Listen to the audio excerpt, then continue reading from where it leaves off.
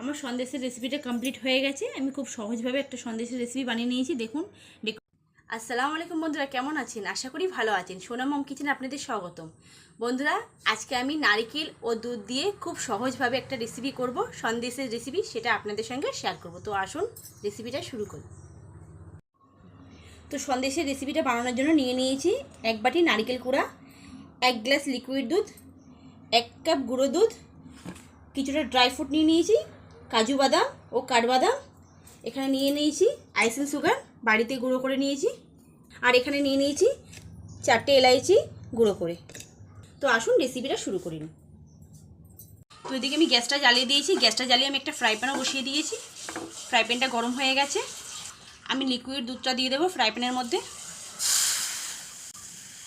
দিয়ে দুধটাকে ভালো করে গরম করে নেব। লিকুইড দুধটা ভালো করে ফুটিয়ে নিয়েছি।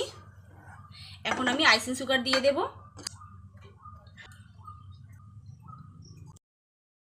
6 চামচ আইসিং সুগার দিয়ে দিয়েছি। দিয়ে ভালো করে দুধের সঙ্গে মিক্স করে নেব আইসিং সুগারটাকে। আইসিং সুগারটা দিয়ে ভালো করে দুধটাকে ফুটিয়ে নিয়েছি। এখন আমি গুঁড়ো দুধ দিয়ে দেব। 50 গ্রাম গুঁড়ো দুধ নিয়েছিলাম। দুধটাকে বেশ ভালো করে লিকুইড দুধের সঙ্গে মিক্স করে নেব। লিকুইড দুধটার সঙ্গে পাউডার দুধটাকে খুব ভালো করে মিক্স করে নিয়েছি। এখন আমি আরও 3 চামচ আইসিং সুগার দিয়ে দেব। দিয়ে খুব ভালো করে মিক্স করে নেব। আইসিং সুগারটা দিয়ে ভালো করে মিক্স করা হয়ে গেছে। দিয়ে দেবো এলাইচি পাউডারটা। ভালো করে ফুটিয়ে নেব। এখন দিয়ে দেবো কুড়ানো নারকেলটা। দিয়ে খুব ভালো করে মিক্স করে নেব। এখন দিয়ে দেবো কিছুটা ড্রাই ফ্রুট, কাঠবাদাম ও কাজু বাদাম। দিয়ে খুব সুন্দর করে মিলিয়ে নেব। এখন দিয়ে দেব আমি 1 চামচ ঘি। আর এই যে দুধটা আছে, লিকুইড ভাবটা একদম শুকনো করে নেব। প্রায় আমার সন্দেশের মিশ্রণটা হয়ে এসেছে।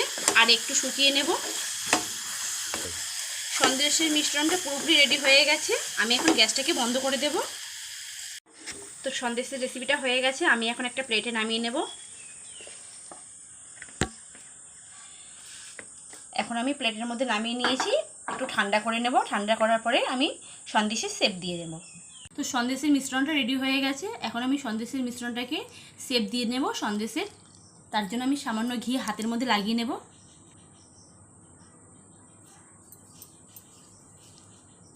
দিয়ে আমি একটু একটু করে সন্দেশের মিশ্রণ নিয়ে ভালো করে হাত দিয়ে সন্দেশের শেপ দিয়ে নেব।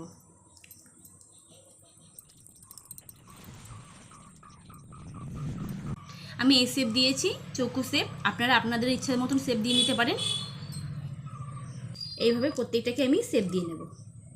আমার সন্দেশের শেপটা দেওয়া হয়ে গেছে। এখন এর উপরে আমি কিছুটা ড্রাই ফ্রুট দিয়ে সাজিয়ে নেব।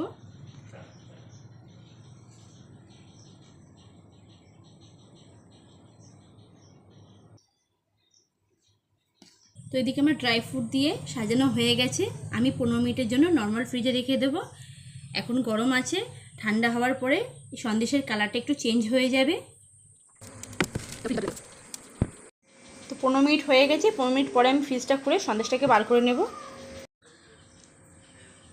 তো দেখুন সন্দেশের কালারটা কত সুন্দর এসে গেছে ঠান্ডা হওয়ার পরে, ফ্রিজ থেকে বের করে নিয়ে আসার পরে। তো আমি এখন একটু নারকেলের গুঁড়ো দিয়ে সাজিয়ে নেব। এভাবে আমি প্রত্যেকটাকে সাজিয়ে নেব।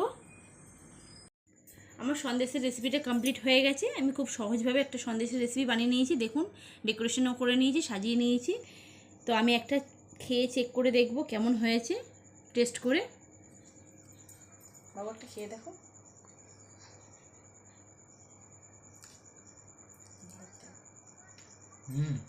খুব টেস্ট, খুব সুন্দর হয়েছে। তো বন্ধুরা একবার হলেও বাড়িতে বানিয়ে দেখুন, দারুণ টেস্টি হবে সন্দেশটা। তো বন্ধুরা আমার ভিডিওটা ভালো লেগে থাকলে লাইক কমেন্ট শেয়ার করবেন, সাবস্ক্রাইব করতে ভুলবেন না। আর পাশে থাকা বেল আইকনটাকে প্রেস করে দেবেন। আমি নতুন নতুন ভিডিও নিয়ে আবার চলে আসবো আপনাদের মাঝে। তো বাই বাই বন্ধুরা, আল্লাহ হাফিজ। নেক্সট ভিডিওতে দেখা হচ্ছে।